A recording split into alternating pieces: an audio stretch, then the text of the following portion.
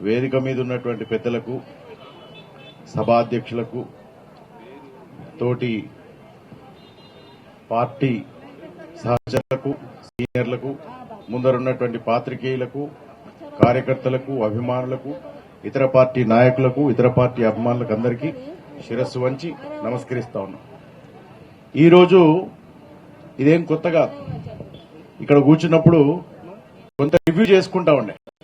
ఎన్నోసార్లు ఇక్కడ కూర్చొని ఎన్నో ధర్నాలు, ఎన్నో యాత్రలు, ఎన్నో పాదయాత్రలు, ఎన్నో యుద్ధాలు చేసి ఇక్కడి నుంచి సంఖ్యలు ఉన్నటువంటి ఒక తెలంగాణకు విముక్తి తెచ్చినాం డిసెంబర్ 3వ తారీఖు ప్రజల ఆశీర్వాదంతో. మళ్లీ ఇదే జరగబోతుంది ఇంకొక 4 నెలల తర్వాత భారతదేశంలో అని కూడా చెప్పదలుచుకున్నాం. భారతదేశంలో భారత రాజ్యాంగంలో ఒక అద్భుతమైనటువంటి article 11 freedom to speak, freedom to express, freedom to speak and express and right and live. అటువంటి గొప్ప ఆర్టికల్ ని భారతదేశ రాజ్యాంగం రాసినటువంటి అంబేద్కర్ గారు ఈ ప్రజలకు అందించినటువంటి ఒక గొప్ప వరం. అటువంటి వరం మీదనే ఈ భారతదేశ పునాదులు అనేటివి నిలబడి ఉన్నాయి. ఎందుకంటే ప్రశ్నించడం భారతదేశంలో ఉన్నటువంటి ఒక హక్కు. ఇదే హక్కు మీదనే భారత ప్రజాస్వామ్యము, శాసనసభలు, పార్లమెంట్లు, చట్టాలు అనేటివి జరగబడతాయి. కాబట్టి అటువంటి ప్రజాస్వామ్యపు చట్టాలను తయారు చేసేటువంటి పార్లమెంటు పైన దాడి జరిగితే, అయ్యా హోంమంత్రి గారు ఎందుకు జరిగింది ఈ దాడి? డిసెంబర్ 13వ తారీఖు జరిగింది ఈ దాడి. ఇదే దాడి మళ్ళీ 2001 డిసెంబర్ 13లో జరిగింది.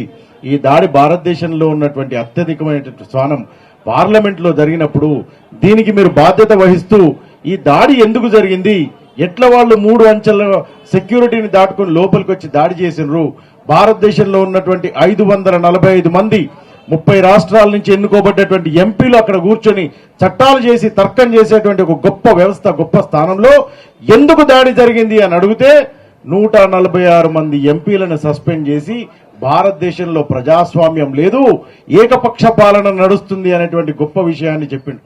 ఇది మొదటిసారి కాదు. అయ్యా బ్రిజ్భూషణ్ అనేటువంటి మహిళా రెజ్లర్లను ఇబ్బంది పెడుతుండు అంటే ఇంతవరకు మాట్లాడు. అయ్యా డిమానిటైజేషన్ తెచ్చినావు, భారతదేశానికి ఏమరిగిందయ్యా అంటే ఇంతవరకు చెప్పడు. అయ్యా నల్ల చట్టాలు తెచ్చినావు, వ్యవసాయ బాతులను, ఈ రైతులను ఇబ్బంది పెడుతున్నావు అంటే వినడు. అయ్యా జర్నలిస్ట్ సోదరులు నిజం చెప్తే జర్నలిస్ట్ సోదరులను చంపేసిండు, సామాజికవేత్తలను జైల్లో పెట్టిండు, ప్రొఫెసర్లను జైల్లో పెట్టిండు. వాయిస్ ని ఎక్కడైతే మాట్లాడతాడో, ప్రశ్నిస్తాడో వాళ్ళందరినీ కుంగదీసి, వాళ్ళందరినీ బలవంతంగా చట్టాలను అడ్డం పెట్టి వాళ్ళ మీద ఈసీ దాడులు, ఈడీ దాడులు, సిబిఐ దాడులు చేసిండు. ఇట్లా మొదటి నుంచి 2014 నుంచి 2024 వరకు ఇది జరుగుతానే ఉంది. ప్రతిపక్షం గొంతు నొక్కబడతానే ఉంది, ప్రశ్నించేటోడు గొంతు నొక్కబడతానే ఉంది, రాసేటోడు గొంతు నొక్కబడతానే ఉంది, రాసేటోడి కలం ఇరగొడతానే పడింది. ప్రశ్నించేటోళ్లను అర్బన్ నక్సలైట్లు అన్నాడు, ప్రశ్నించేటోళ్లను దేశద్రోహులు అన్నాడు, ప్రశ్నించేటోళ్లను చదువురానోళ్ళు అన్నారు, ప్రశ్నించేటోళ్లను భారతదేశం కాదు నీది అన్నాడు. అయినా కూడా ప్రశ్నించడం ఈ దేశంలో ఆగదు. ఒక గొప్ప భారత్ జోడో యాత్ర చేసిండు మా రాహుల్ గాంధీ గారు. 136 రోజులు 3650 కిలోమీటర్లు భారతదేశాన్ని కలిసి ఉండాలి అనే ఒక గొప్ప యాత్ర చేస్తే, ఆ యాత్రకు సంబంధించినటువంటి దాన్ని కూడా మన విజయారెడ్డి గారిని, కార్పొరేటర్ గారిని వేదిక వరకు అలంకరించవలసిందిగా కోరుతున్నాం. భారత్ జోడో యాత్ర చేస్తే ఆ యాత్రను కూడా తప్పిదంగా చూపించే ప్రయత్నం చేసింది వాళ్ళ నరేంద్ర మోడీ గారు. భారత్ జోడో యాత్ర కాంగ్రెస్ పార్టీ కోసం దేలే. భారత్ జోడో యాత్ర భారతదేశం యునైటెడ్ గా ఉండాలి, కలిసి ఉండాలి, అందరూ కలిసి ఉండాలి అనేటువంటి గొప్ప ఆకాంక్షతో చేసినటువంటి యాత్ర.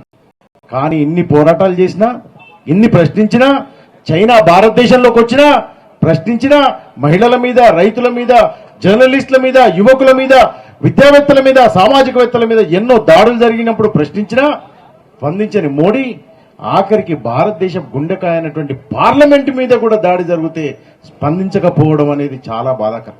ఇటువంటి దాన్ని ప్రశ్నించాలే. ఇంకా కూడా ఇటువంటి నియంత పాలన చేస్తే 2024 మార్చిలో జరిగేటువంటి ఎలక్షన్లలో నరేంద్ర మోడీ గారికి ఇక్కడున్నటువంటి నియంతకు జరిగినటువంటి ట్రీట్మెంట్ జరుగుతుందని నేను ఆకాంక్షిస్తా ఉన్నాను. ఇంత మంచి అవకాశం ఇచ్చినటువంటి పెద్దలకు మల్లు రవి సార్ గారికి ధన్యవాదాలు తెలుపుతూ ముగిస్తా ఉన్నాను. ధన్యవాదాలు. Thank you.